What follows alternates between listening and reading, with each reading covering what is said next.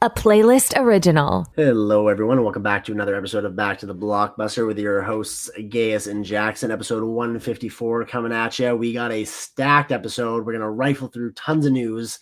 After taking a week off from the news, we've been busy with some anniversaries and some special episodes, which you guys can catch anywhere you guys get your podcast. So we kind of got a double feature worth 2 weeks worth of news to throw at you today, and going to let Gaius top it off with last night's, as of recordings, SAG winners. The Screen Actors Guild's awards were handed out on Sunday, February the 25th, and Gaius has the list. I actually didn't watch these. Did you watch the ceremony?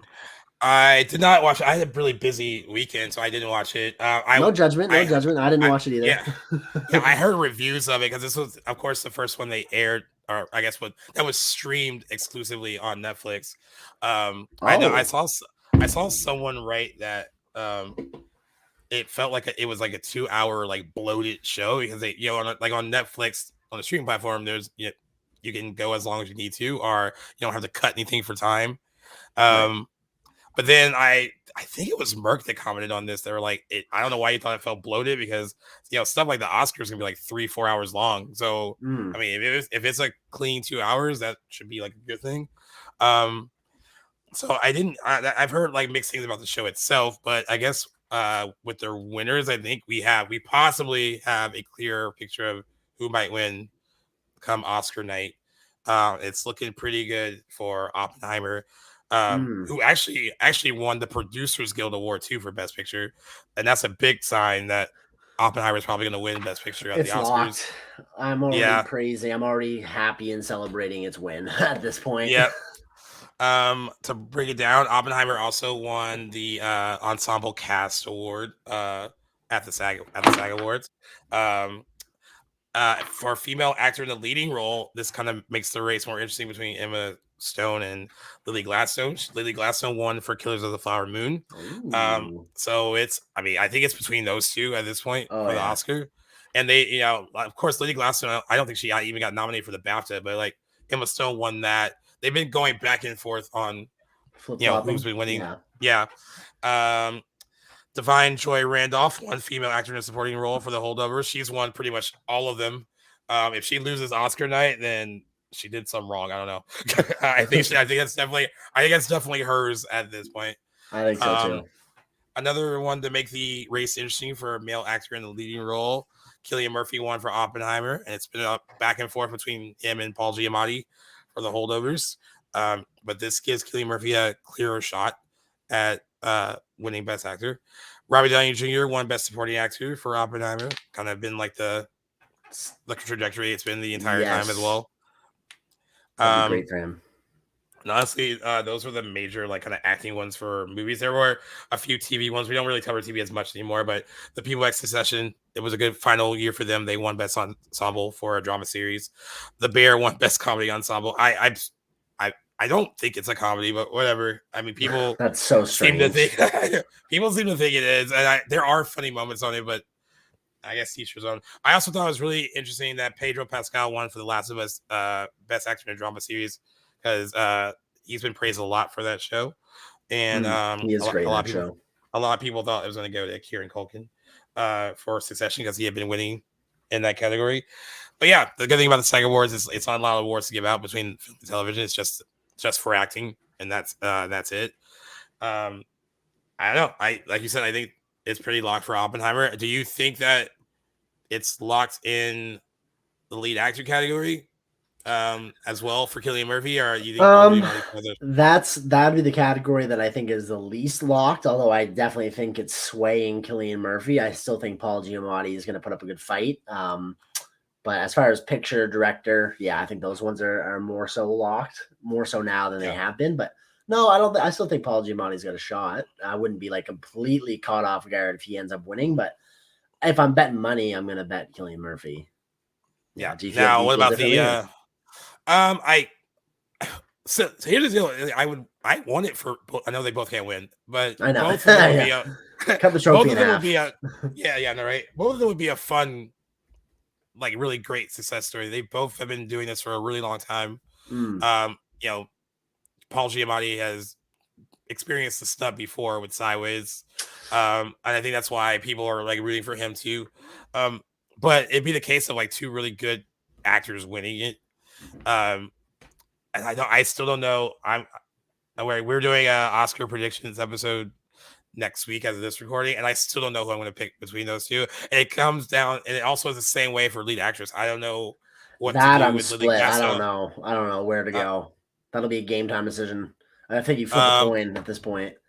yeah, and it's hard, but I mean, at least there's a race, and it's not just obvious. Yeah, that's what makes it interesting. Yeah, who's gonna win. But I mean, either win would be great. I just think like, and it's interesting because like this always happens during the award season, but now there's certain posts on social media where they're actually kind of pitting Lily Gladstone against Emma Stone in like a kind of negative way, and as it turns out, they've become really good friends during this whole process together. Great. I mean, because like a lot of the times when you go through award season with your fellow nominees, like you're on this wave with each other, and yeah, I guess it's competitive in some sense, but it's also an experience that only these individuals know about, and they only have each other to kind of rely on when like, being in this really unique position. So they are at least close and have become friends throughout the whole process. So I kind of wish everyone else would stop making it a kind of battle between these two and just. I mean, that's the nature of the awards race, right? I guess I kind of understand that, but the media is going to do its thing. I agree, though. I hope it's amicable between. It seems to be the case. It was nice that they've actually struck up a friendship. Yeah, I rarely watch late night TV, but I was watching Jimmy Kimmel Live, and Emily Blunt, Robert Downey Jr., and Cillian Murphy were on just talking about Oppenheimer because they didn't really get to do that a lot when the movie came out because like it was right before the strikes happened, and it was just so cool to watch. They're really funny together. You can tell they all really get along. Nice.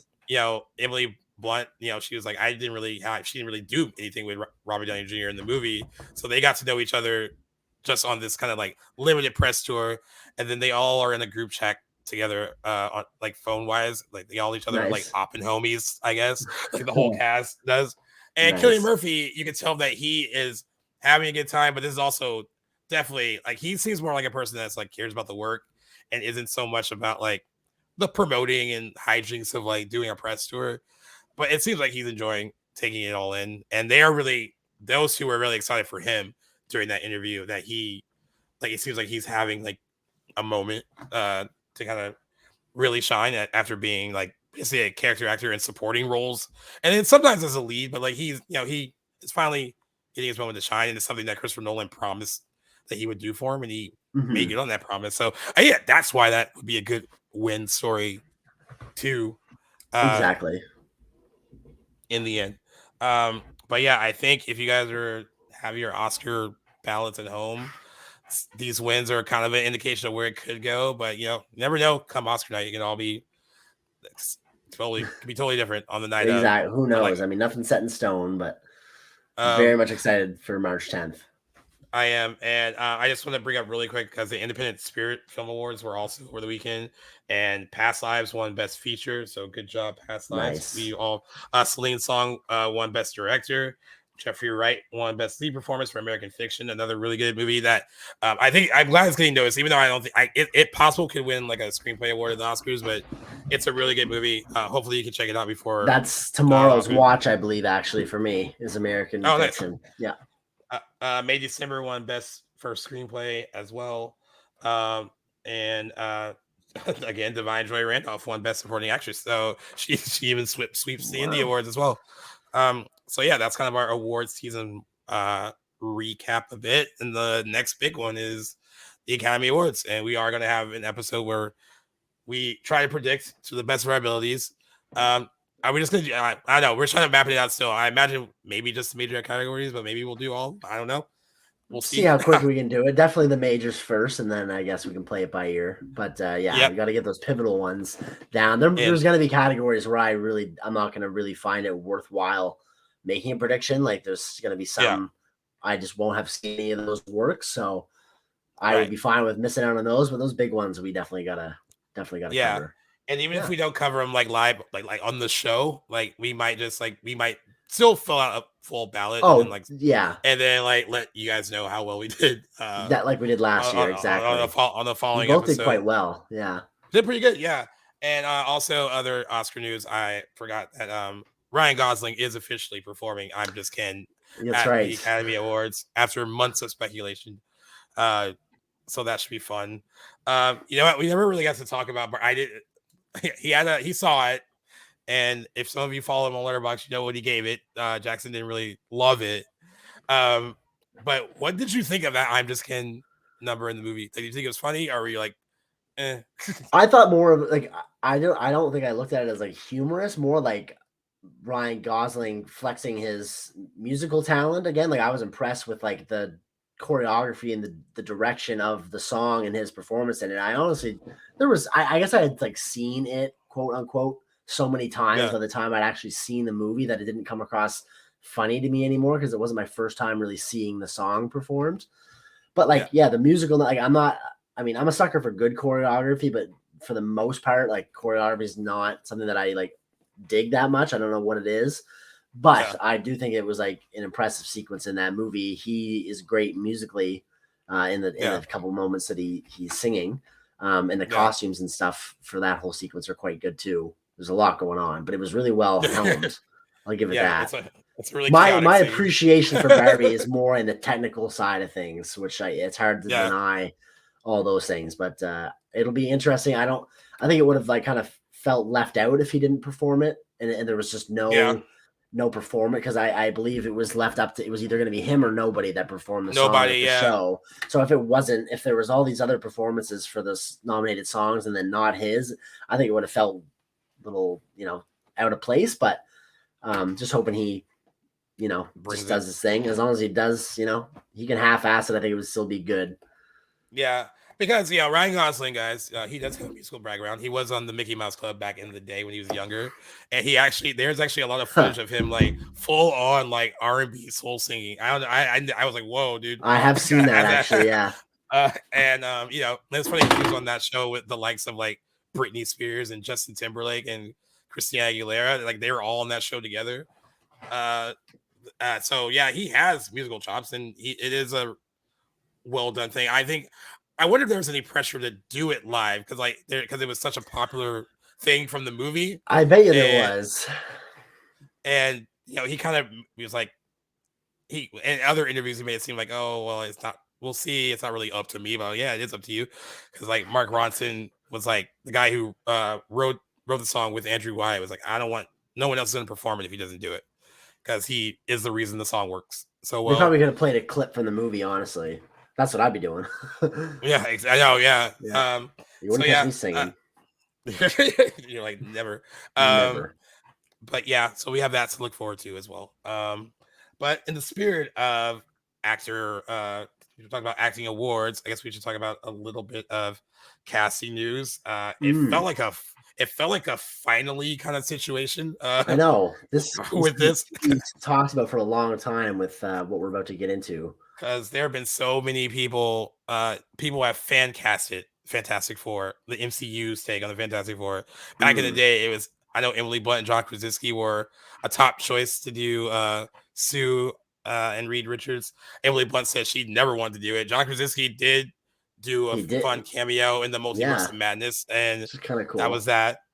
And it's one of those things where I didn't care at this point who was in it, as long as like whatever you give us is official, so we don't have to really talk about it anymore. It was like one of those kind of situations. But yes, we now they released the news on Valentine's Day, and a really kind of fun kind of MCU like Valentine's Day kind of card on all their official socials. One that I thought was cool, it seemed like the movie is going to be set in like the 60s, so I think that is interesting. That is what it kind of alludes to. I think that's neat. We have Pedro Pascal as Reed Richards, aka Mr. Fantastic, Vanessa Kirby as Sue Storm, aka the Invisible Woman, Joseph Quinn as Johnny Storm, aka the Human Torch, and Ivan Bachrach as Ben Grimm, aka the Thing. He is on The Bear as well, has been winning a bunch of supporting actor awards for that show. And Joseph Quinn was on Stranger Things, and his star is rising a lot too. He is going to be in A Quiet Place Day 1. He has a bunch of other stuff coming out soon. And then, of course, everyone knows who Pedro Pascal is. He's been been having a moment. He's on like 2 very popular TV shows. One where you don't see his face all that much, and another one where you get to see his face regularly. On that note, I know you haven't seen it, but he has a fantastic supporting role in season 4 of Game of Thrones. That was the first time I'd ever seen. Back when I didn't even know who Pedro Pascal was, he is a supporting character in Game of Thrones and magnificent. He's a fan favorite. And that was like 2015, I think, when that season came out. That's crazy that you brought that up, because I actually read an interview, I think over the weekend, where he brought up that role and said probably that, made his career. I'm gonna guess. Yeah, that's basically what he said. So that's interesting that you brought that up. He was fucking awesome. So how I feel about this? Oh, also Vanessa Kirby, I mean, is a great actress too. So I mean, I think the cast is great.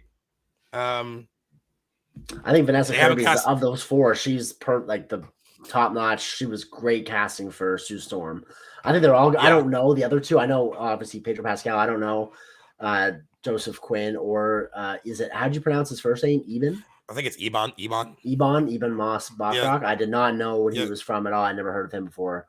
So I can only really weigh in on the first 2. I love Pedro Pascal. Not gonna lie, I didn't want to see him attached to an MCU thing, just simply because of like all the work it's going to take from him and like the stuff that we will miss. However, who knows? I know Vanessa Kirby, I thought was great casting too. I know a recent example of that kind of situation. He was supposed to be in Zach Krager's next movie, the guy who directed Barbarian. Yes. And being attached to this, he had to drop out. Josh Brolin is replacing him in that movie. Okay, well that's a good replacement, but like, damn, that's what I'm talking about. That's why I'm not happy about that. Too, right, and funny because the MCU connection too, because Josh Brolin was, of course, Thanos. Yeah. And but I see your point. There's always like that. It's going to cost him roles and other things. Joseph Quinn is like kind of lining stuff up ahead of filming Fantastic Four. They did the movie is supposed to come out May 2nd, 2025. And originally it was supposed to come out July 25th, 2025, but Thunderbolts and Fantastic Four have now switched release dates. And Florence Pugh actually says she started filming Thunderbolts, so I guess there's no more delays. Until you said that, I was about to say Thunderbolts is never happening. We're never getting it. It feels like it has been delayed and pushed back like so many times. And honestly, I didn't even know Fantastic Four. I guess it doesn't surprise me, but I didn't actually know that there was a release date already slated. But like, talk about like putting the carriage before the horse. Why would you risk like having to totally jam your movie and your schedule to meet this deadline that like would it really make a difference if it's 6 months to a year after? Like, I don't know why the rush. Like, just focus on making a good product, which I know we're going to get into this a little bit later, but that's just so like, I don't understand that business model. I don't either. And then that's why it's hard when they end up like delaying and switching release dates. You know, the whole like release date shuffle becomes like, oh, here we go again. And I know some of that it was due to the strikes, and some of that is also due to like also not creatively not getting things right and needing to fix things behind the scenes. And we know the MCU is going through that a lot lately. But I am glad that the casting is done and like we know who's in it. And the only person we don't know is if they've cast Dr. Doom, or if they do know, they haven't said who he's like the main Fantastic Four villain in the comic books. And I'm assuming they're using him. I also heard rumors about Galactus as well. They gotta do him justice. Yeah. He's basically a big storm cloud in the 2004 one. Yeah, and they ruined that. So that's not what he's supposed to be.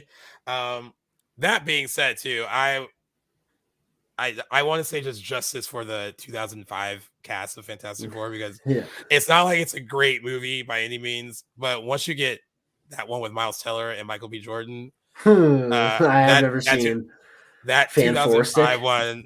Yeah, that 2005 one feels like Goodfellas in comparison. Boy. But yeah, it is interesting because Jessica Alba, of course, is in that movie.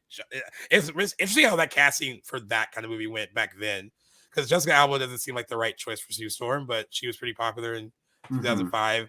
Chris Evans is a good Johnny Storm. Yeah, I agree. And then Michael Chiklis was the thing. And he was big back then because he was on The Shield and a few other shows.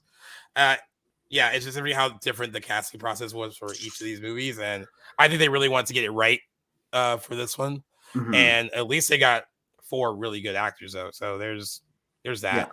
Yeah. If it sounds like my excitement is muted, it's because my excitement for MCU stuff has been muted a lot lately. You're not alone. That's the case for most people, I think, right now. It might get better when I see Deadpool and Wolverine. Who knows? But right now, I'm reignite kind of some. Just like, yeah. You know, sometimes you need a little time away from things to like appreciate it again. So hopefully that's the case with that's the MCU, a natural phenomenon. I think so. But yeah. Piggybacking on a recent episode of ours where we were kind of diving into the state of physical media right now, we kind of got a little update in the last week or so that kind of coincides with that episode. So feel free to go check that out if you haven't already. But some interesting news coming out of Disney and Sony when did this news break? I know you posted last week, I believe. 6 days ago. Yeah. Okay. Yeah. So Disney and Sony, according to your post that I'm looking at right now, actually have signed a major deal for Sony Pictures Home Entertainment. They will be taking over all of Disney's physical media moving forward. Now, I don't know if that's like forever, if there's a cap on that, or is that just like from here on out, Sony will be distributing Disney's physical media? It looks like from here on out, like forever. They didn't mention a cap. And they that's said huge news. Very huge. They said Sony will market, sell, and distribute all Disney's new releases and catalog titles on physical media to consumers through retailers and distributors in the US and Canada. Disney will continue to manage its own digital media like premium video on demand. No, I think I mentioned you offline. Like, this news got me excited because I was like, I just thought about Barbarian, how it doesn't have a physical release, and that's part of that's a 20th century movie, but we all know that like Disney acquired 20th Century Fox, and so it's part of the Disney family. That was the first thing I thought. I was like, please, of any catalog title, and I know this is not an old catalog title by any means. It's like fairly still falls movie, in there though. Yeah, 2022. But I would love a physical release of that movie. That was like how I thought of this news, and I was like, do something like that. I hope they really. I will be scooping that up first chance I see it if it does end up getting a physical release, because I think we need to just knock on the doors of that studio to pump out a physical release of that. Another one that I'd be excited to see a physical copy of is Prey, which is a 20th Century Fox as well, I believe, right? Yeah. That'd be good. That'd be fantastic. It's interesting because in that same story, they said revenue for physical media in the U.S. dropped 28% to $754 million in the first half of 2023, compared with the $1.05 billion in the prior year, according to data from the trade association DEG, the Digital Entertainment Group. But like Kenny said on the episode that we did, it's still a really big collector's market, and I think that is, like he said that. I mean, he said that in the episode that he feels like that's where that's going for physical media, where it's going to be more of a collector's thing rather than a casual, moviegoer, buying physical media. But I thought, I think everyone that loves physical media felt like this was good news. It was like a step in the right direction, that at least they're not totally abandoning ship when it comes to some of their titles, and they're doing something to get those out. So I was happy with the news. I was pumped. I'm not gonna lie, I was kind of like down in the dumps after our chat with Kenny from Mid-Level Media, like just thinking about like how dismal things look for physical media. So for this news to break like a week or two after that conversation was like a godsend. It like really like ignited a fire in me. I was like super happy. One thing I can't wrap my head around is it's no secret like the mess that Disney's in with its financials after the last couple of years they've had at the box office. I think their only lucrative sort of avenue right now is their parks are pumping out their money for them. Like Disney Plus has lost the money. Their 2023 and 2022, maybe not so much 2022, but definitely last year they lost big dollars at the box office to the tune of like almost $2 billion. So the fact that they wouldn't want to go in on $750 million, regardless of that, physical media sales have dropped by a definitely significant amount, 22 or 23% year over year. That's still $750 million that they are passing up from physical media revenue. I don't know why they think that they can just part ways with that, but good for Sony for acquiring that deal, and they'll be raking in all the money from Disney's, which Disney owns some of the most lucrative properties that there are. So in particular, like in their catalog releases, not so much what they've been putting out recently, but in any way, the money tied to their IP with Star Wars and their 20th Century Fox titles and the MCU, just seems like a missed opportunity and really, quite frankly, studio mismanagement, if you ask me. Obviously, there's probably things that I don't understand behind that, but just seems like a lot of money left on the table for them and they could probably use it right now. Do you agree? Yeah, I agree with that too. I think it's a really weird move, especially. Yeah, you're right. They have lost a lot of money, and like you said, Disney Plus has lost money. Actually, they actually bled subscribers. I think in their last quarterly like earnings call, they talked about how they bled subscribers. They lost some on Disney Plus. Some of their movies, have had outrageous budgets and then did not make their money back. Didn't break even. And like you said, their theme parks are where a lot of their money is coming from. But I don't know. I mean, at least, you know what? Whatever the reasons, I'm glad that something's happening where they're exactly. I feel appreciative at least that they are allowing because it's like Kenny had mentioned, like it's not necessarily in some studio's best interest to allow people to buy their media like for that one-time purchase when they could keep those titles and stream them and make you pay for them on a monthly basis and control how and when you watch them. So I am just grateful though, regardless of why, that they are at least allowing their content to be distributed in physical form. That is bottom line. That's what I'm happy for, and not going to ask too many questions. It just did seem odd to me though that they're not going in on all that money, but whatever. Yeah. Well, give us Barbarian. That's all. Yes, I will shut up after that. Yeah. Give us that first. I will take that. And I'm just glad. And whatever. I'm trying to think of other catalog. Prey was a good one to bring up. But I'm sure there's other ones that we don't have from them that we would love to have. And those are the two opportunity for that. Yeah. So good news on that front, even though it's a little head scratcher on Disney's part, but whatever works for us. Definitely. And we got lots of directing news over the last couple of weeks too. I'll let you lead off with whichever one. We got several projects that just found new directors. Some were just announced, but we got a couple to bounce off you guys. So why don't you find one you're most excited for, Gaius? All right. So, well, actually, these biopics about music artists, I think it's really cool that both of them are getting a movie because I like both music acts a lot. I think Sam Mendes, what he's doing with his Beatles project is pretty interesting. Definitely. Sam Mendes and his Neil Street Productions, in association with Sony Pictures, have set plans to make 4 separate theatrical films, one on each of the members of the Beatles. It says Mendes will direct all 4 of the films. And this also marks the first time Apple Corporation and the Beatles, which includes Paul McCartney, Ringo Starr, and the families of John Lennon and George Harrison, have granted full life story and music rights for a scripted film. Wow. Mendes conceived the method of presenting the films, and they will be interconnected stories run from each band member's point of view. So this is actually seems like the most interesting, if it's done right, way to present a musical biopic. Yeah. I'm interested solely in it because of that. Like the approach is so different. I mean, I watched that Bob Marley One Love movie 2 weeks ago. They sent it to me at home and I watched it, and while the acting was very good, it was still a very by the numbers music biopic where it hits all the beats of what you expect from that kind of movie, which made it not all that interesting to watch, considering how much of a legend Bob Marley is in the music industry. You would think like a movie about his life and music would bring forth a better movie. But this sounds very interesting and a very like unique approach to that. So what do you think about it?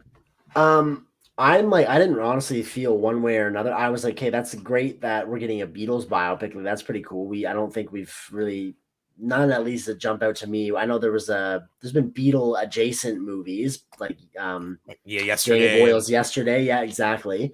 But this is pretty cool. I do find the approach that I think that's really ambitious. The four biopics about each band member. I love that approach. However, I kind of help but wonder if maybe a limited series with a couple episodes dedicated to each band member might have been a more like a digestible kind of approach to that. But I do got to commend Sam Mendes for his ambition and lining up those 4 movies. I'm definitely down to check them out. Admittedly, I'm not the biggest Beatles fan in the world. I don't not like their music by any means. I just haven't really like delved into their discography. I do have a few of their songs that I really, really enjoy, but I've never really like gone out of my way to really dive into all their music. So I'll probably look at this as an opportunity to really like familiarize myself with the Beatles.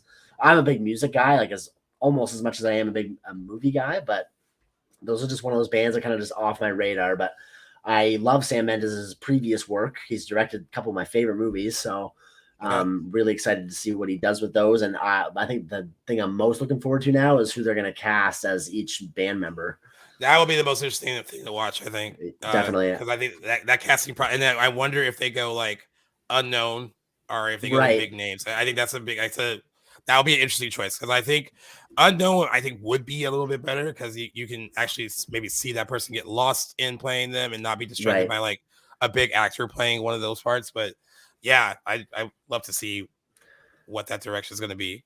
Definitely. I can see Austin Butler kind of gravitating towards one of those roles. Probably. Oh God, if he could be like a Beatle and had played Elvis. Yeah, I imagine. See, he's already got the experience, right? But yeah. You know what? I was told by a friend, I think it was 2 weeks ago. I just thought about that when you made the comment about the Beatles, and you were like, you didn't say you weren't a big fan. You just said like you're not really into their music. Yeah, exactly. But one of my buddies was like, if you want to like piss off a particular age group, just say that like I think the Beatles are okay, or I don't really like them. Like, and like he was like, there's nothing pisses off a certain generation more when you're like, yeah, they're all right. Exactly. I guess they're just older rock fans. Yeah, they're universally loved by a lot of people. I mean, it's one of those things where I grew up listening to them, and that's probably why I like them. But they're definitely not like my favorite band ever, Right. But there are some songs that of course stand out, and they are on my rotation of stuff whenever I do decide to listen to them. Mm-hmm. But I think a movie about their lives would be completely interesting, because that was a group that started as like, kind of felt like they started more conceived as like a typical what we would think a boy band is, and then they get more progressively creative as time goes on, and they did a lot in a relatively short amount of time as in a like 5 years. Weren't they only together like 4 or 5 years? Yeah, it's like pretty quick. So I mean, but and of course, separately they have really interesting lives. I mean, of course, John Lennon on his own, when he breaks off from the group, there's that whole like Yoko Ono thing that can be really interesting. Like, did she break up the group? Did she not? Ringo just being Ringo. Poor Ringo has always been like the one that's like, oh, well, you're there. Yeah, the black sheep of the group for sure. And then, of course, Paul McCartney had an incredible solo career too after the Beatles were done. So I mean, a lot of interesting ways to go, I think, if it's done right. So I'm interested. I am also interested in that casting too. That's gonna be really cool to see who they pick. And then on the other side of that coin, with musical biopics coming our way, the never slowing down Ridley Scott, the guy literally is going to work until he's in the grave. He is slated to direct a biopic of the Bee Gees. The only song I can tell you is obviously "Staying Alive," like that's their famous tune. I love that song. I still listen to that song. Like when that comes up on my shuffle, like I still jam to that song to this day. I don't know any other Bee Gees songs, so again, this will be one of those. Oh man, really? Yeah, no. If you have any recommendations, send them my way. I would love to check them out. I just had never dived into them either. Yeah, I mean, I think most of what most people would know, they became huge in like the disco era because of Saturday Night Fever, which is the John Travolta movie. They did the soundtrack for that. I didn't know they did that. That's cool. And they won 5 Grammys for that, including Album of the Year for their contributions to that movie. Staying Alive, You Should Be Dancing is also a good one if you want to groove out to a song. It's really good. And then they have a sappy kind of slow song, but it's really good also from Saturday Night Fever. How Deep Is Your Love is really, really good. They just have really great voices, very unique voices too. And they were huge in the disco era. Another band that's interesting, like their lives probably are. I mean, I watched a documentary about them, and definitely could be a really good movie if Ridley Scott tackles all the kind of stuff that group went through. Someone mentioned that this is a very unique project for Ridley Scott. I was going to say, has he done anything like this before? Never. I don't think so. No. But they are fast tracking this movie, they said, and great. And this is Paramount that's fast tracking it. They really wanted Ridley Scott to do it because apparently they've screened footage from Gladiator 2, and everyone on this every studio is like at Paramount is like stoked on what they've seen from Gladiator 2, which is why they're like, we really need to get him for this because we want to like. And he also has a connection to the group. I said group's longtime manager at the time, Robert Stigwood, was a music mogul who had been managing the group since the 1960s and played a big part in its resurgence in the 70s during the disco era, while at the same time getting into the movie producing business. Stigwood put Ridley Scott on the medieval film Castle Accident that would star the band's three band members, Barry, Robin, and Maurice.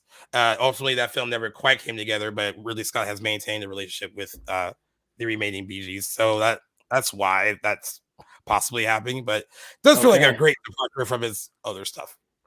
Definitely a departure. He also is known for really, really hastily pumping out movies. Like, he's a very effective worker. So I guess it kind of makes sense. He'd be the guy you'd want to hire if you're trying to fast track a movie. He's outspoken about how quick and concise he is with his movie production. So I guess that makes a little bit more sense to me. Yeah. So how they did it too. They said Scott, despite his age, he finds his next projects very quick. So they were fast to send him a copy of the latest draft of the Bee Gees script before he could take on another movie. So they wanted to move really fast in getting him, and that's understandable because we've talked about on the show countless times that, like you said, he will work until he's in the grave, I guess, and he has no intentions of slowing down. No.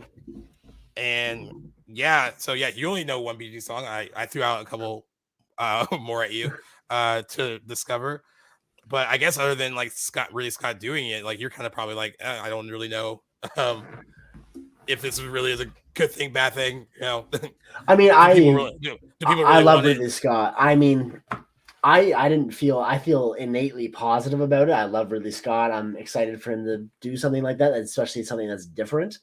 And if you say that you think the Bee Gees' career and story is worthy of film, then I take your opinion 100%. I think that'd be a good match. Just excited that he's still working, honestly. That guy's a workhorse. Yeah, you're like, I'll take anything from him. Born November 30th, 1937, for any of you guys wondering. And that still cranking out movies. Still has a very blunt disposition about the whole process. He's at that age where he will just say anything, and I kind of love that. 87 years old. Yeah. And also, I mean, to further understand the property of the Bee Gees, they have sold more than 220 million records worldwide. And they are one of the biggest selling groups of all time as well. But yeah, Saturday Night Fever is what put them on the map in a big way. I've only seen that movie once, by the way. I don't remember it. I was pretty young when I saw it. I probably should rewatch it. It was a staple of its time and really made John Travolta. The combination of that movie and Grease made John Travolta a huge star back in the late 70s. And I remember it being all right, but it's been so long since I've seen it that I can't give a fair assessment of it. But I do remember the music, and that soundtrack is huge from the Bee Gees. I looked up Saturday Night Fever to see when it came out. So it came out in 1977, and when I typed that in, John Travolta is also in a movie from 1983 called Staying Alive, which is funny. Oh, I think I actually that may be a sequel to Saturday Night Fever. I think it is. It looks like it is based on it's also got a 23 Metascore. It was not as well received as the first movie. For what Sylvester Stallone directed it and wrote it. What the hell is this? That is crazy. You're finding Jackson discovering weird movie news in real time. What the hell? I never would have guessed that. Yeah. Okay, interesting. And I guess we got more directing news coming your way. No more musical biopics, but that dinosaur movie finally has a director, an official director. After David Leitch was attached to it and then dropped out, they got Gareth Edwards to direct the next Jurassic Park or next World film. They keep calling it. Right. They said that Edwards came on board after impressing producer Steven Spielberg and Frank Marshall with his take on what he was going to do with the movie. And they get to keep that July 2nd, 2025 release date. He's no stranger to directing big movies. He directed Godzilla, which kind of kicked off the whole monster verse for Warner Brothers. He directed, I still think, the best of the newer Star Wars movies. He directed Rogue One, a Star Wars story, which is really good. and he directed a film that you really loved, The Creator. You have not seen yet, right? I haven't watched it yet. I really need to. Okay, I know. yeah. I really need to. And you know what I gathered from this news, I still don't think we need another one. But I guess if it's in anyone's hands, it's good. It's in his. So I think that's how it's a I kind good of feel. director. Yeah, I agree. I'm not clamoring for another one. I like all the premises. There's several of the Jurassic Park movies that I enjoy even more probably than some other people. I think dinosaurs are a great, movie framework to build something off of. And I still think there's an appetite there. But again, I'm not clamoring for anything. But if anyone's going to do it, I might as well be Gareth Edwards. I would like to see him stick with sci-fi, but this is sort of still in that same umbrella. So I just hope, he gets some creative reign. And if he does anything like what he did with The Creator, man, then bring it on, because that movie was something else. Yeah. And he did mention, I saw a snippet of like a comment that he made about getting the job, and he was trying to like contact his like family and friends to like let them know the news before it like really broke. And he seems super excited to be a part of like a huge franchise. Okay. And he is a capable director, so I like the news on like that level. Yeah, I just don't think we need another Jurassic Park or World. No, whatever. Probably not. I mean, I guess I'm okay with the fact that it's not going to be a continuation of like the last three we got, and it's not going to be a continuation of any other people that were in like the first three movies. That's also good news for me too. Like, I'm glad that they're not doing that. And I get it. Even the last one that was awful, it got bad reviews, made $1 billion worldwide. So I guess I understand. That's why we're in this. That's why we're having this conversation. It's fucking predicament that we're in with more dinosaur movies. But like I said, it feels like it's in capable hands, and I'm cool with it on that level. I hope he does something unique and interesting with it. I think you might be in the same boat as well when it comes to that. So definitely.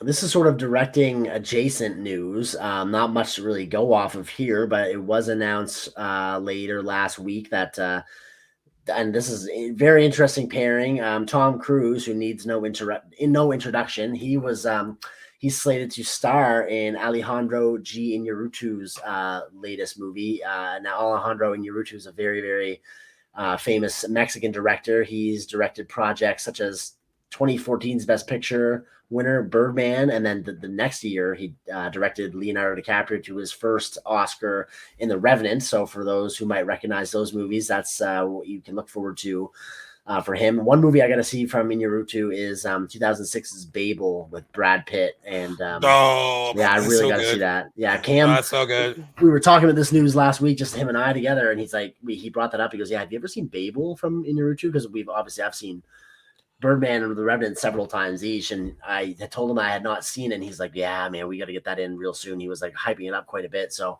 I looked into it a little bit today, and yeah, that's gonna get that in here soon. But I think that him working with Tom Cruise, I never would have, I couldn't have. That wasn't on my bingo card, so that's pretty interesting news. It wasn't, but what I like about it, so this is going to be a Warner Brothers movie, and then we talked about on the show how Tom Cruise signed that kind of a deal with Warner Brothers to develop original and like franchise projects. Some people have been saying that a part of that deal that was interesting for Tom Cruise is, even though he has found a new career being, I jokingly said, like a glorified stuntman the last like several years, they said that he is interested in doing more prestige auteur kind of work. Okay, good. And he has that, and he hasn't done that in a really long time. So that is why I was particularly excited by this news. So I was like, if we can get more Collateral Tom Cruise or Magnolia Tom Cruise, Born on the 4th of July Tom Cruise, I will take it. Not that I don't like what he's done in the last few years. He is the biggest movie star working in the industry today, and he does make fun action films, but he is capable of so much more than that, and he's proven that over and over again. But he hadn't done that in like a few years, more than a few years. So even though we don't know much about this movie other than Alejandro's working with the co-writers he worked with on Birdman. Awesome. That's positive. But we know it's an original story from him as well. And he was taking meetings with a select few actors, and Cruise was one of them, and that's how they linked up. There's also been rumors, I didn't that Tom Cruise might be attached to Tarantino's film, and they've only been rumors so far though, which is why I haven't gone too deep into that. I've not heard any of that. But if that is the direction that Tom Cruise is headed in, that does seem like he is wanting to like flex his muscles again as an actor, and that has me excited. So yeah, we don't know much about this movie at all or anything about it, but the pairing of the two seems to like hint at like maybe a next evolution of Tom Cruise's career. That'd be great because, you know, as he gets older, I mean, he's still in wicked shape, still very capable stuntman, but it would make sense that as he gets older and becomes less capable to do these very extremely physically taxing stunts, that we'll see his career shift back to more acting-driven movies and projects. So if that's the case, seems like this is a great way to start. Can't wait to see what him and Inarritu cook up together, and then hopefully, I would love to see him in Tarantino's movie too. Yep, and this is actually Alejandro's first English language film since The Revenant. So there's also that as well. That'll be like a 10-year gap, 10, 11 years. Yeah, he did Bardo in 2022, I think. Yeah. Wouldn't it be great if he got Leo an Oscar? What if he got Tom Cruise an Oscar? That'd be a really good. Sweet. They might put him in the Directors Hall of Fame if he can actually I bet accomplish that. But yeah, so I'm excited for that news. That's when I first saw it, I was like, good on him, because like he is so, like I said, I felt like Collateral was the last time he's like acted, and everything else is. I mean, it's easy for him to be like Ethan Hunt, right, over and over again, or Les Grossman. Yeah, exactly, right. Yeah. But yeah, hopefully we hear more about that film and what it's about soon, and we will bring that news to you when it comes out. Definitely. Moving now to a little bit more negative news, at least for me. I don't know what your thoughts were for Mickey 17, Bong Joon-ho's most recent movie. That is finally, we mentioned this on a previous news episode after it had been sort of delayed without a date attached, which was we were kind of speculating that it might be pushed to later in 2024 to maybe prep it for awards contention. That has not been the case. It's now been slated to come out in January 2025. I don't like that news. I don't know why that's the case. Did it switch places with anything that you know of? No, there's like nothing. They said that the upside why that it has that like spot to itself. And then they were like, and it has like, it'll have all the IMAX screens. That I feel like they were putting a positive spin on it. January seems like a really weird date for the movie because like it's coming from a director who this is his follow-up to an Oscar-winning film that was a huge Oscar-winning film. Yeah, 4 big ones. So January does not. It feels like unless the movie isn't that good. I mean, I don't know. I can't imagine it not being good, but like I know, hard to imagine. I did find out that the budget for that movie is $150 million. That's okay. That's I'm not liking where this is going. January, yeah. Good movie or not, it's still just not a very bumping box office month. Yep, it's January has been commonly known as like the dumping ground for some studios that month and September. Now there are exceptions to the rule, like sometimes you get like a hit in that month, but it's not the time that you would release a film from like an Oscar-winning director, and it's a follow-up to like a big Oscar-winning film. Like it seems really weird. And even Oscar, like Parasite aside, Bong Joon-ho has been a phenomenal, like top-tier director for 2 decades, even before Parasite. Like he's got some movies that like stand the test of time like no other. Like his Memories of Murder, like his Korean movies are fantastic. He's done some American work too, but like he's a wicked director. So I really don't know what to make of this dump to January. Honestly, Robert Pattinson stars in this movie too.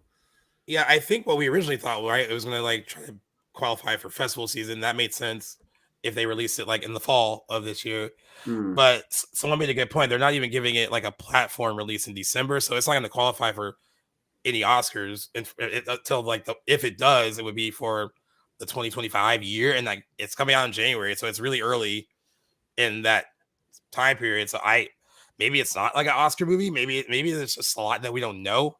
Despite the fact that like it has Robert Pattinson in it, Steven Yeun, Naomi Aki, Toni Collette, and Mark Ruffalo are in it. Good cast from a Oscar-winning director. I know that like the strike is what delayed. What that was the original excuse given that for why it wasn't going to open March 29th of this year, but the January date, and I've been trying to ask people what they thought about it and like seeing what other people have said about it, and it's a head scratcher for a lot of them too. And I don't want to assume that the movie's not good, but it just feels like a weird time to release that kind of movie. I don't know. We still have only had that one shot from it to look at. Where there's nothing else. I'm on IMDb right now, and there is a little promo trailer for it, and it still says coming March 29th, 2024. Nice. But it does now under the credits it does say it's in post-production, expected January 31st, 2025. But what I have not noticed before when I've been on the IMDb page is there is now a very brief blurb about the premise of the movie. It's not very in depth, so I'll share it for those that are interested about the premise of Mickey 17, which I believe is adapted from like a very well-known book or comic or something. I think it's adapted from another medium. I just can't remember. It's from a book called Mickey 7, actually. So yeah. Okay.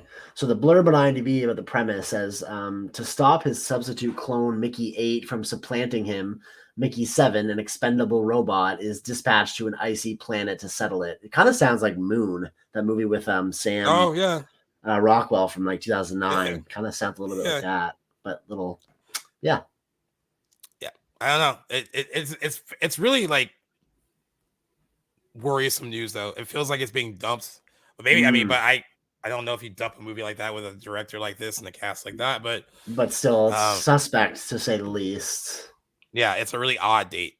And I know they tried to spin it with like, oh well, there's not much opening in January and they need to fill that slot. But what I gather from it, maybe it's not a Oscar movie the way that maybe we thought it would be. Everything that comes from an Oscar-winning director doesn't have to be. I think all of us were expecting it might be though, because it's his follow-up to Parasite. So maybe it's our fault for putting like undue expectations on him. But I don't know. I wasn't encouraged by the new date. No, nor am I. But yeah, we also have another movie that it got delayed as well. And this one was coming out this year. It was pretty soon. The Ballerina, which is a John Wick spinoff starring Ana de Armas, it's been delayed a year from June 7, 2024 to June 6, 2025. They said the reason is because is it Chad Stahelski?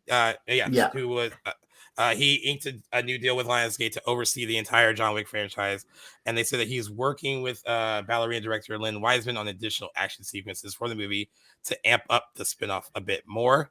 Some people thought that was really just not good news either. That they need to film more action scenes. But it happens. I'm thinking the good part. I'm okay with that because of it's taking it switched places with the Crow remake or reboot, I guess. So I'm totally okay with that because I can't wait for that movie. Yeah. So now this is a movie that I keep hearing about in my peripheral. They've been trying to reboot The Crow forever, and at one point Jason Momoa was attached to one rendition of it, but now Bill Skarsgård is the one playing the Eric Draven role in this one. For a long time I wish they hadn't touched. I didn't want them to touch The Crow because it's the first one is so good, and they've tried to make sequels and they've been awful. And also, I think because of the tragedy surrounding Brandon Lee in that movie, there's something that's been so I don't know, of its own. It feels really weird to try to do it again with someone else. But I guess it's been so long since the movie came out that they can do it. Right. But they're and I know it was a graphic novel first, and they adapted for the film with Brandon Lee, but it's something I associated with him so much, and understandably so. That I've never been on board with a remake, but it doesn't sound like it'll be bad. I mean, it sounds like they got a good cast, and I think what was surprising though that they were able to move it to so early to come out in June of 2024. That is an interesting move, yeah. Because I hadn't really heard much about the filming process or anything from it. I don't even think there's any stills or anything from the production that I could find online. I haven't heard anything about it. Have you seen The Crow, the original? I did, yeah. I saw it. It was either last year or 2022. Cam and I sat down and watched that for the first time, and I really enjoyed it. I'm anticipating a rewatch for this one, so I'm thinking that my I didn't score it. It was kind of before I was really like that adept with Letterboxd. keeping Letterboxd, yeah. But I will see what a second viewing lends to my experience. But I enjoyed it though. But I'm thinking I'm really excited for the reboot, mostly because. So I'm a big Bill Skarsgård fan. Can't wait to see what he does with that role. I think he's a perfect casting for that. I'm not too confident in the director, just seeing what he's done. Yeah, who directed it? Sanders? Rupert Sanders, yeah. He did 2017's Ghost in the Shell, which I didn't see it. I know that it was controversial for kind of like whitewashing an Asian role. Yeah, with Scarlett Johansson. That aside, I don't really know how the film stands out. It looked visually stunning. I just didn't see it. And then the only other feature length that he did that I can see was 2012 Snow White and the Huntsman.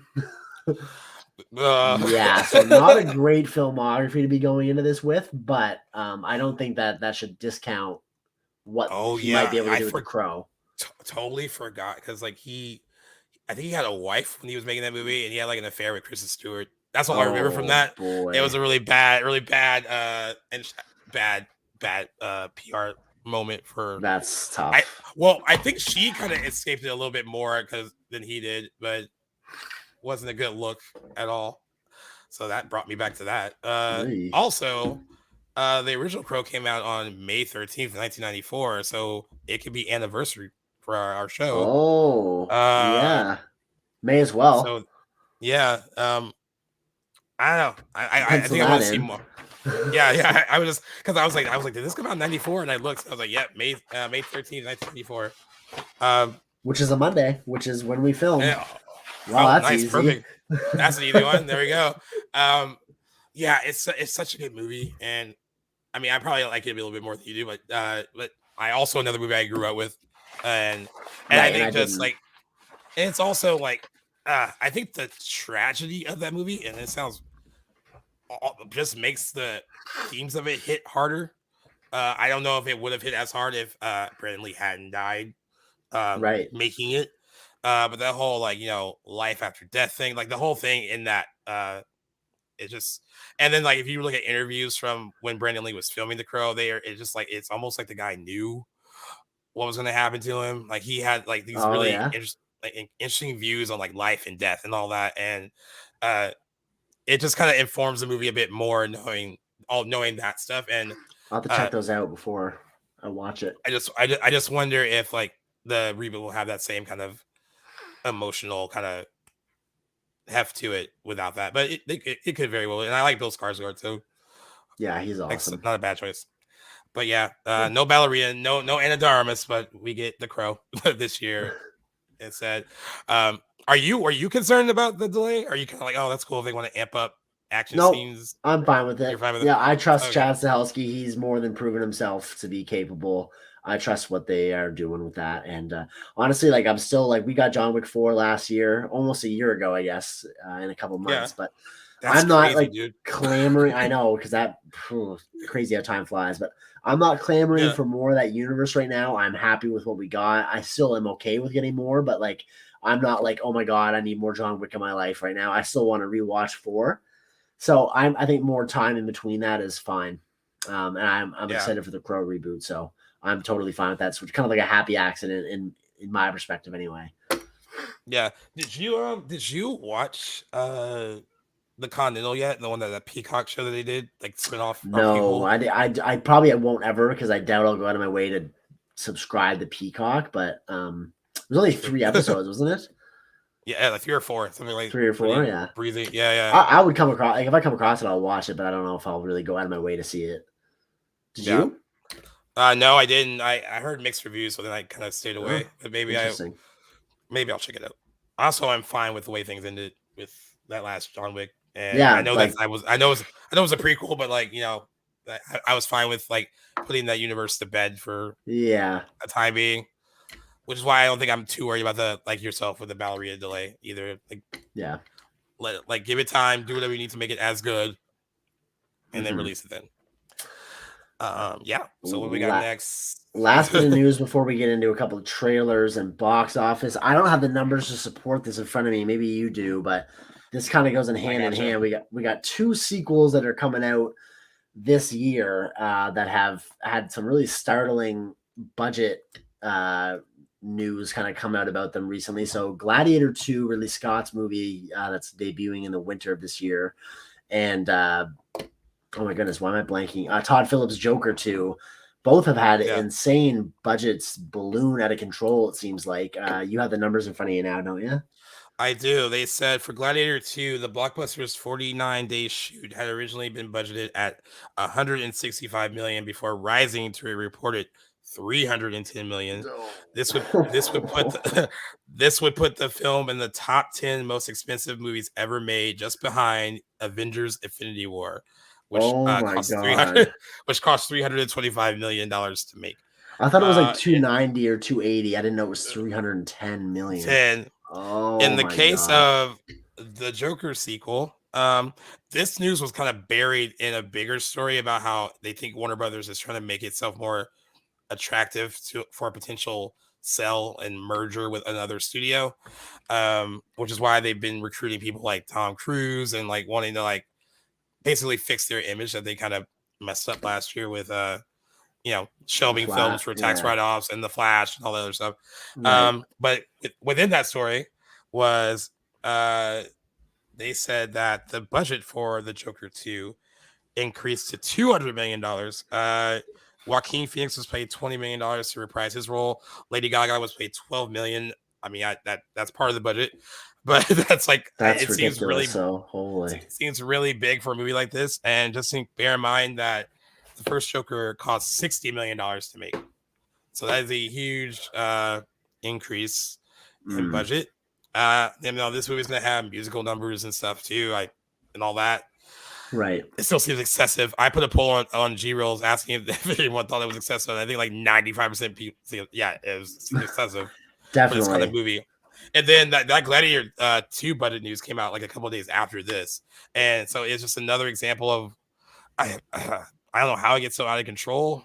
They are. I haven't heard anything about delays, reshoots, or troubles with the production. I don't know where this happened. I'm sure maybe we'll get some more news the closer it comes out, but can't imagine why. But now that almost solidifies a box office failure for at least Gladiator 2. I think Joker 2 still stands a good chance. I mean, the first one was $1 billion earner. I still think that there's some good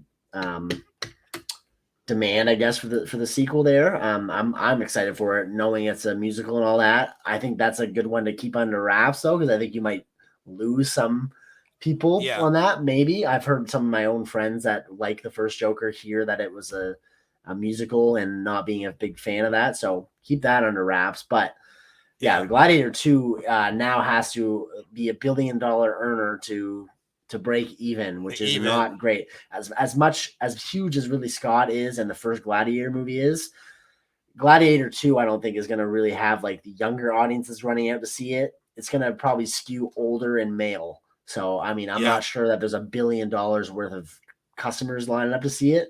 I'm just glad we're getting it. It's just I'm worried about what that's going to mean for other action epics going forward if they prove to be unviable. But that is not the genre's fault. That is clearly some mismanagement with the production.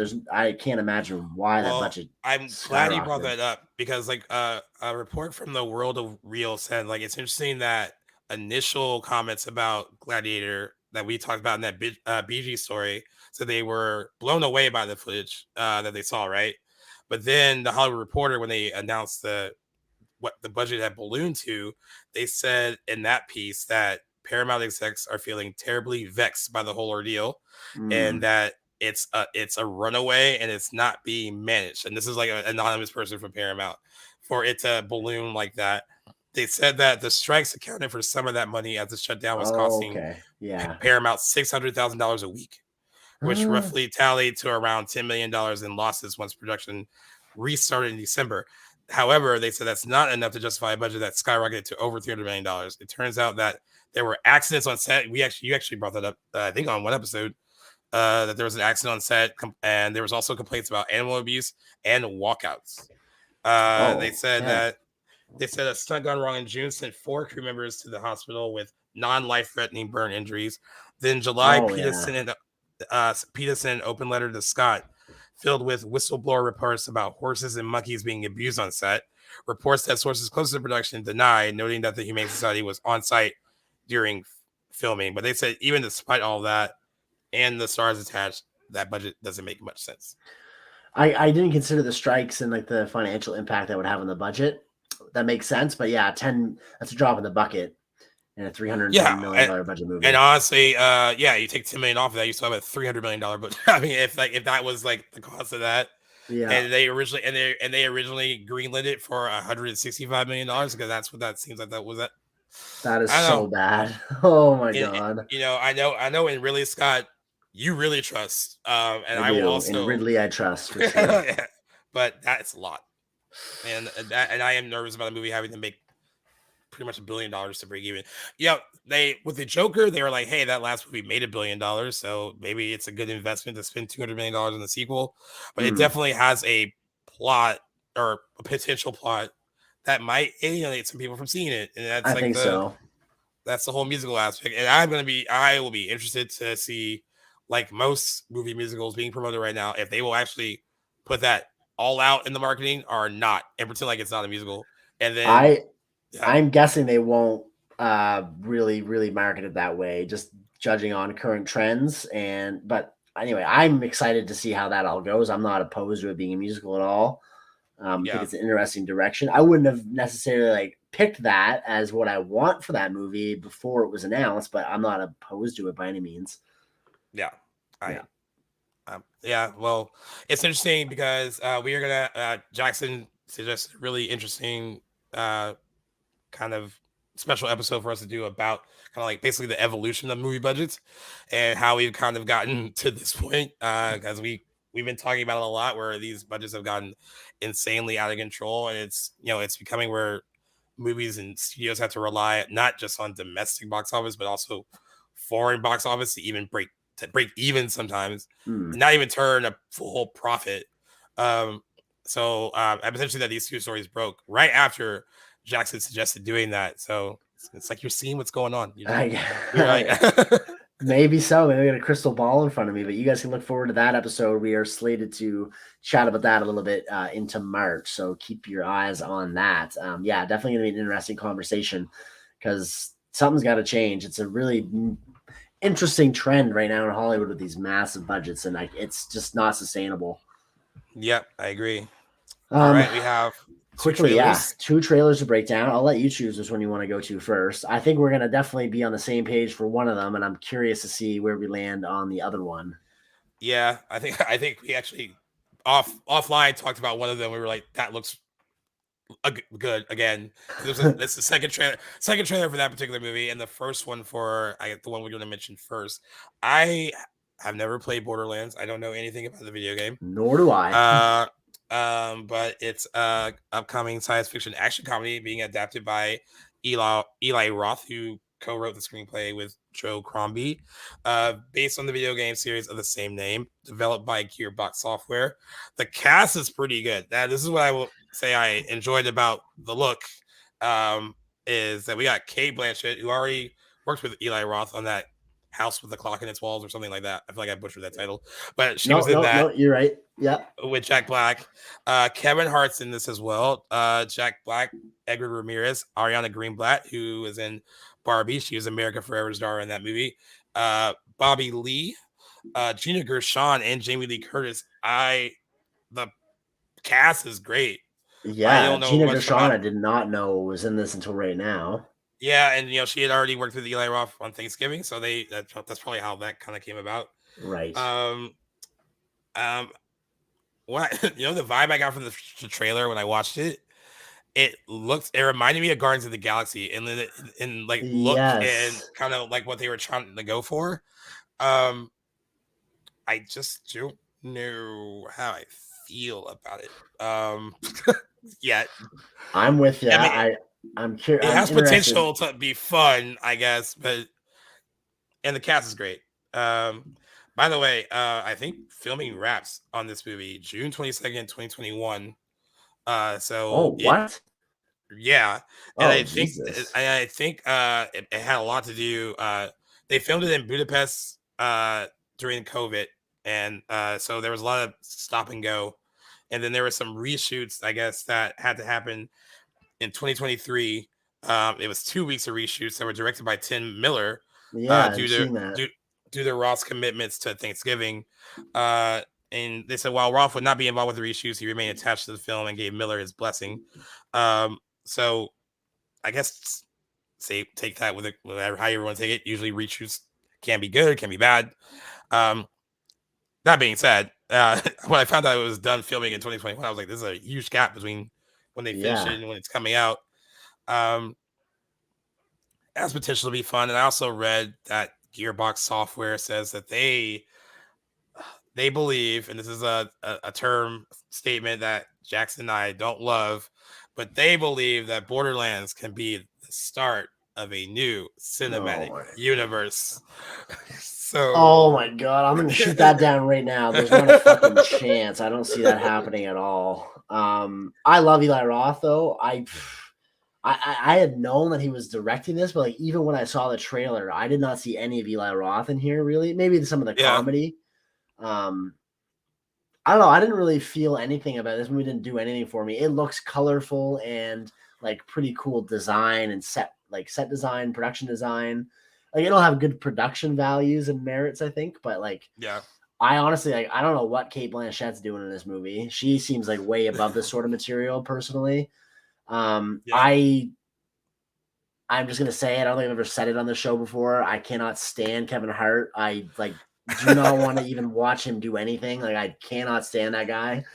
No, you never so have, he's but tough. I love that you were honest. He's tough for me to watch. Like he's just one of those guys. Like, I could get into it. Like he just seems like one of those guys that like completely sold his soul for Hollywood, and I don't find him funny even remotely. But anyway, he's not insufferable in the trailer as much as I thought he's been in other things. So whatever. Again, I guess this is before her Oscar win that she was filming this, but Jamie Lee Curtis, I think, is a standout in this cast too. Like I don't know what got her into this. Seems very out of her depth, but I don't know. It just there's things I appreciated about the trailer, but overall, like nothing grabbed me about this trailer. So, and I have no connection to the original IP, so I don't really, I don't know what to make of it. I'm with you on, and for those that want to know the plot, the film follows Lilith as she travels to her home of Pandora to find the daughter of Atlas. Along the way, she forms an allegiance with a group of misfits to battle an alien species and dangerous bandits to uncover one of Pandora's most explosive secrets. I don't really know how popular the game. Well, I think I can find out. Okay, as of November 2022, more than 77 million copies of Borderlands games had been shipped, with 26 million from Borderlands 2. An additional 5 million copies of Borderlands 3 were sold within 5 days of release, bringing the total series net revenues to over $1 billion in the US. Okay, that's quite popular. Yeah, it makes it one of the best-selling video game franchises of all time. But I've never heard of it. I think because like with video games, I aged out. Now I have friends that still my age still play video games regularly. It was one of those things I enjoyed as a kid, teenager, maybe through my early 20s, and then I was like, yeah, I'm not into this anymore. I'm the same way. Like I'm in my mid 20s now, and there's gonna be video games that I have like this ultimate nostalgia for that I will kind of come back to, I'm sure, for the remainder of my life. I'm a big Halo fan, played many of the Call of Duties, but like my game time has gone down significantly in the last few years. But I still have some fun. I'm not gonna lie. I'll throw on like a Halo campaign every so often just to get back into it. It's a lot of fun, but this was one of those series I never got into. I'm looking at some of the artwork on it, like from the video games on Google right now, and I can't lie, like the movie looks like it's doing a good job adapting it, from that trailer. But I think it's just like just comes down to like that's IP. I just don't really have any stake in it, so I don't really care. I guess, but I also got like Suicide Squad vibes from it too. Yeah, like a little Suicide bit. Squad and Guardians of the Galaxy. You're totally right. And if that's what they're going for, I guess that's, I don't know. I just am indifferent. I guess I do love the cast. Indifferent is a good word. Yeah, the cast is interesting for sure. Except for Kevin Hart for you. Exactly. Well, I think he still his dynamic is a standout amongst that group, so I can see why they would cast him. I just don't find him funny, so I feel like if I were to watch it, I would just groan every time he says something. But wait, did you like him in? Did you tolerate him in Jumanji, or did you not like him in that either? I didn't see that Jumanji. Oh, really? Oh, wow. Yeah. Oh, wow. Actually, they're actually pretty funny. I think him and Dwayne Johnson rolling off each other might be funny, but yeah, I don't know. Yeah, I don't think I've seen Kevin Hart in anything that I was like that I really enjoyed. Loved. Yeah. I think he's an acquired taste. Acquired taste is good. You're hitting all the nails on the head here. Indifferent, acquired taste. Like I completely agree. But you guys can judge this for yourself when it opens on August 9th, 2024. That August release date is like, hey, if it's a hit, good. But also, hey, we're not too sure about it, so we're gonna release it late summer. Same with Alien. Off that vibe. Romulus, it'll be competing. Yeah. But the next trailer is promising. It's trailer number 2 for Challengers, which I love that it was like not a long trailer, it was short. Yeah, I know. Surprising, eh? I think it was like a minute 40. I think it was like a minute 40 something, and didn't give away too much either. It just sets up whatever the relationship dynamics are, and backed by a really good, cool rendition of "Man Eater" by Nelly Furtado. Oh my god, dude! I haven't heard that song in years, dude. That's another song that I'll bop to every once in a while. I honestly like that song, and props to whoever's marketing this movie. They are fucking killing it. That is one of the best like trailer song pairs that I've heard. Like that, it went so well. I love at the end of the trailer, like when the song is really like reaching its peak, and then it's showing Zendaya, and it's like her game, her rules. Like, I was like, it looks awesome. I'm so on board for this movie. Yeah, and the first trailer also had a good song. They used S&M by Rihanna to kind of make that trailer stand out, and they're doing a good job of selling what the movie is. And I actually wrote a feature for MovieWeb because I think Zendaya has so far been in hits, but she's been part of an ensemble. Like in the Spider-Man movies, like she's a part of an ensemble. The first Dune, she wasn't in a lot, but we knew that she'd be in the second one a bit more. Of course, she leads Euphoria as well.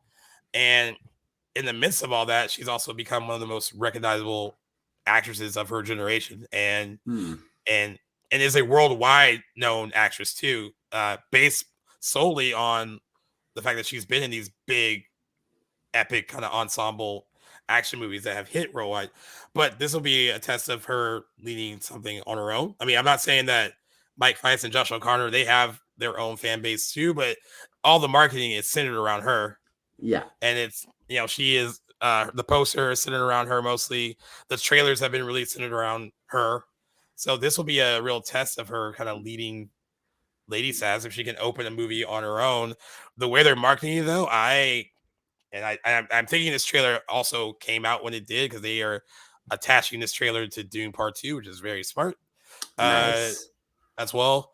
I think it's going to be a hit. I don't know how big of a hit. It also depends on reviews, but I think they know they have something, which is why they delayed it in the first place when the strikes happened. Right. I don't know. I'm all in on this movie. I'm even like really trailers good. And marketing aside, like I was all in on this simply because of Luca Guadagnino and his previous works that I've seen. Like have you seen any of his? You've seen Call Me by Name. Yeah, great movie. Yeah. I mean, visually, really. I haven't seen that one though. Bones and All. Did you watch? Yeah, I saw that in theaters in 2022. That was a surprising hit for me. I really liked that one. Did you see that one? I liked it. I mean, I know it wasn't for everyone, but I liked it. Definitely out there. But his 2018 rendition of Suspiria, I really enjoyed too. It's just long. Longer than necessary. I'm actually how long is it? It's like 220, isn't it? 230. Oh my god, long, dude. And very different from Dario Argento's. Completely different movie, but also interesting in its own right. Though I don't hate it. I think it holds its own in its own way. Yeah. I know Dario Argento didn't love it, but he's still alive. Oh wow. Yeah, he is still alive. Yeah. I mean, I'm interested because of that too, and I know that Zendaya said that she ended up working with him because she actually talked to Timothée Chalamet, who's worked with him a couple times, and he encouraged her to do it, encouraged her to that'd be a good role for her to take and a good director to work with. I mean, I think we mentioned before that these little groups of like these new actors, the our little new Brat Pack. It seems like they're all like suggesting who should work with who, and they've all become super close. And I think it's a good move for her. I mean, it seems like a good like kind of fun dramatic role, but also one that kind of where she can kind of come off more as an adult because she so far has played mostly young. That's right. People, and this is a really good adult role for her. I didn't know that people. I didn't know tennis was viewed as something that was like sexy. Like my friend like was talking about the trailer too, and he was like, "When did tennis become sexy?" I was like, "I don't know, man. I guess it did." And then he's like, "And I'm also confused. If it's like, he's like, it seems like it's almost like a classy like softcore kind of movie, but like it has a pedigree of not being one." Right. So, like, I think the marketing, of course, is selling the sex and all that, but it looks like there might be more to it than that, and the relationship dynamics would be more compelling if the writing and direction is as good as we hope it is. But yeah, 2 trailers now, and I'm sold on it. I'm all into. I love just Zendaya's performance from what I've seen in these trailers too. She gives her best Han Solo near the end of that second trailer, where she hits him with the she's told she's loved by this guy. She hits him with the "I know." That instantly brought me back to Han Solo's line. Yeah. But no, I thought it's looks pretty hard. Honestly, I'm pretty excited for it.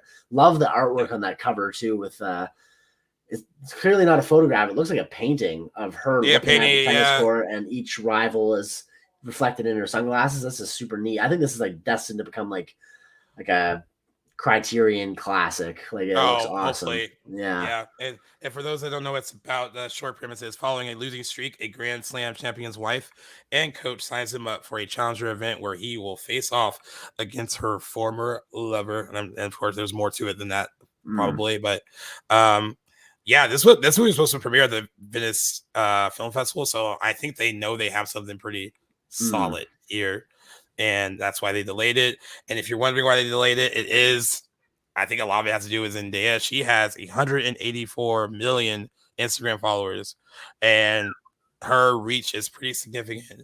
And last year, when the first trailer premiered, it was the most watched trailer in its first 24 hours for an original film, not based on any previous IP, reboot, or a sequel. So that's why they delayed it, and that's why it's not coming out until April 26th of this year. And I love when that kind of like when I see marketing like this, I'm always like, why can't every studio find a way to market some of their movies in a similar way, where there are certain trailers and that like grab you right away, right? And it could be anything. It could be a hook of the story. It could be like you said, good song choice matching pretty really good imagery going along with said song choice. There's so many good things that they do with trailers like this that I wish other studios would follow suit.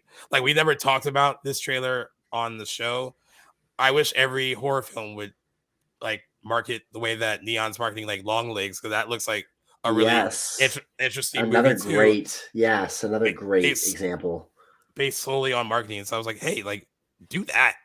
Whatever. Yeah. If only it was that easy. Clearly putting together a trailer is very hard work because so many studios seem to get it wrong. It's what I love about the art form is that, you never know what you're going to get. And it might look great when you have it behind the scenes at the studio and then you release it, and does not necessarily go that way. But like I said, whoever's marketing Long Legs and Challengers are doing a great job, because studios should take note. This is really shaping up to be great. And like you said, April 26th, not that far away. It seemed like it was when it was postponed back in October. But I was bummed. Very excited now. It's not that far away now. Right.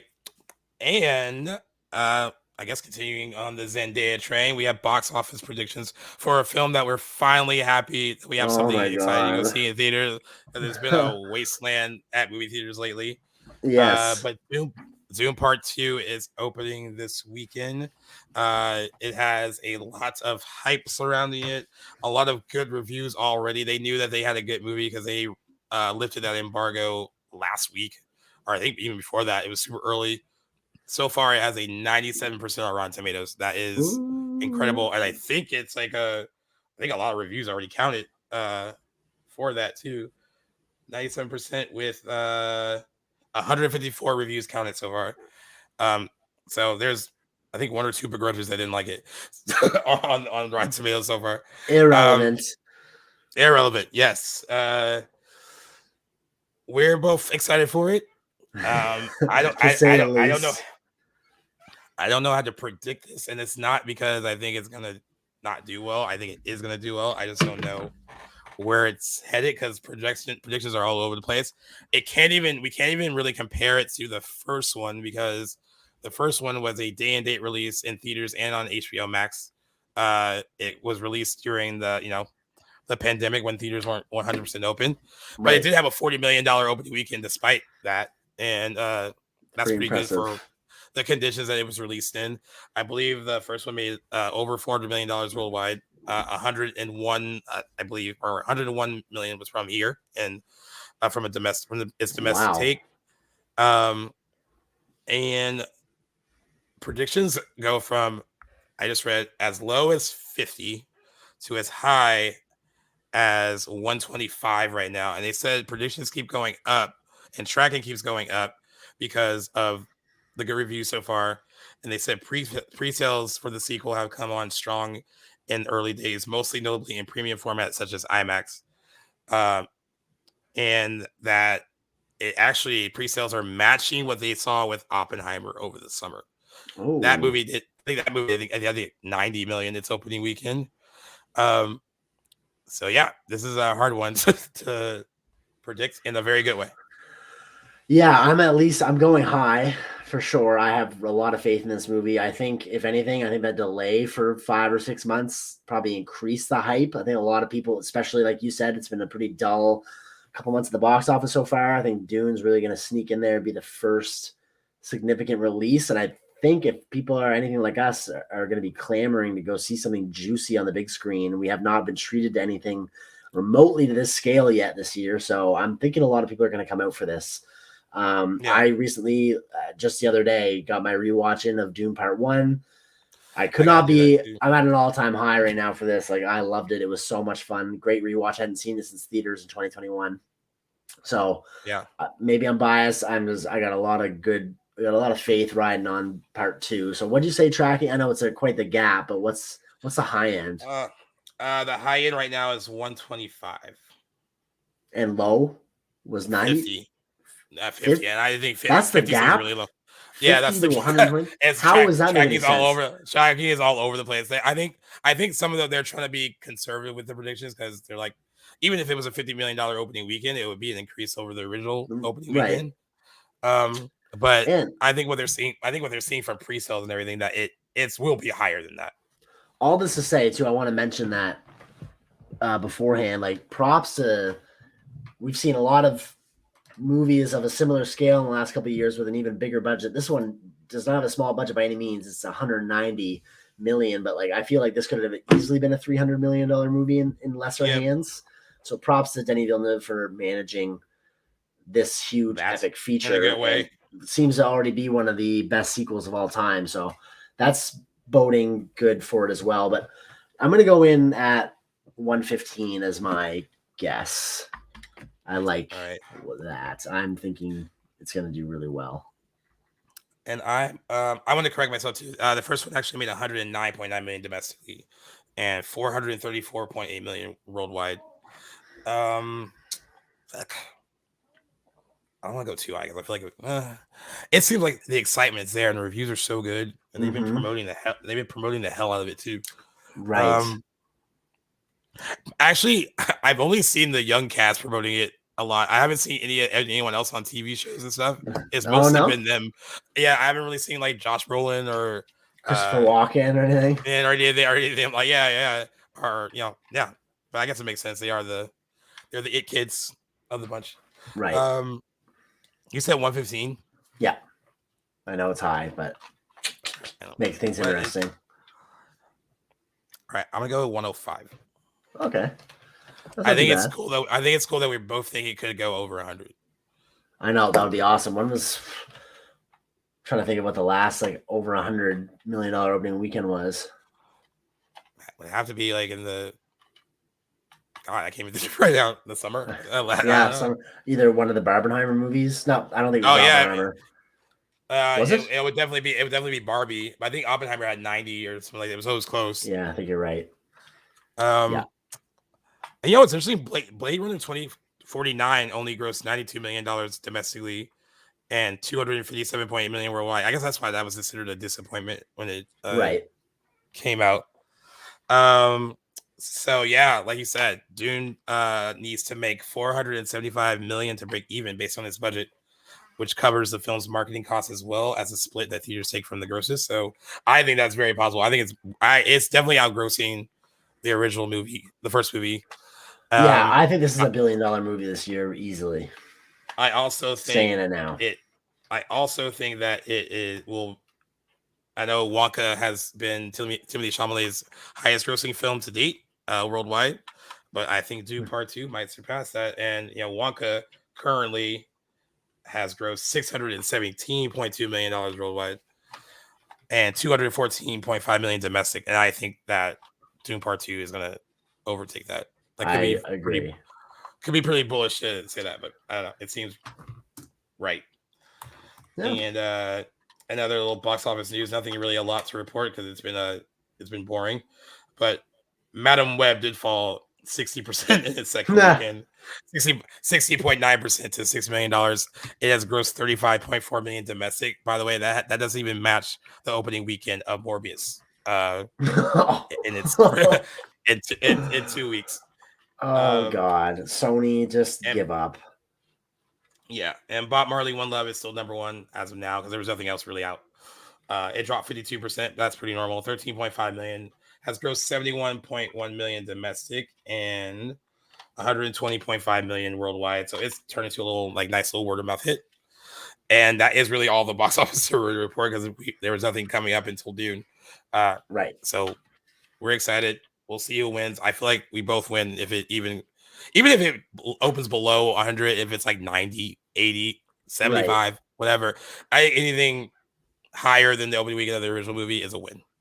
Definitely. But I still think 50 is too low for the low end, and I could just see it kind of blowing out of the gate this weekend.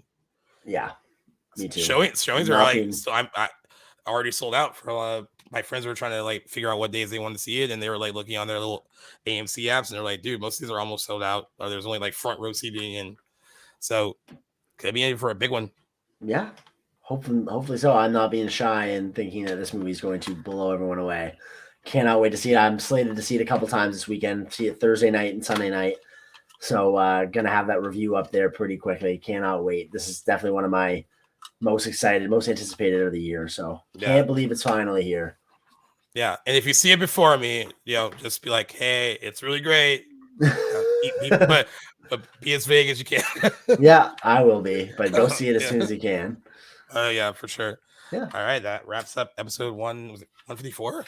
That's right. Breezing through these things lately. Yes, we are. It was a very, very packed news show. But thank you guys for listening because I was told by someone that you guys like that the show breaks down news and that it makes us unique from the other movie podcasts, as all of them don't do that kind of thing. So thank you for the words of encouragement. Always greatly appreciate it. And if you want to listen to more of this type of thing, you can find us wherever you get your podcasts, on Apple Podcasts, Spotify, Good Pods. But we have to shout out the Playlist Studio app because Playlist is our podcast network and they treat us very well. So make sure you download that app from the iOS store or the Google Play Store if you happen to have a Droid cellular device. We have a lot of shows that we are so excited to give out to you guys in the next few weeks. This is probably the most organized we've ever been, so this is very cool that we actually have a full schedule and know exactly what we're doing. So very excited to what we have in store. And as always, Jackson, thank you for sitting as of this recording for 2 episodes with me. Always makes Mondays a lot better spending with you, my friend. So I really appreciate it. Thank you guys for listening, and until next time, peace out. See you guys. Take care.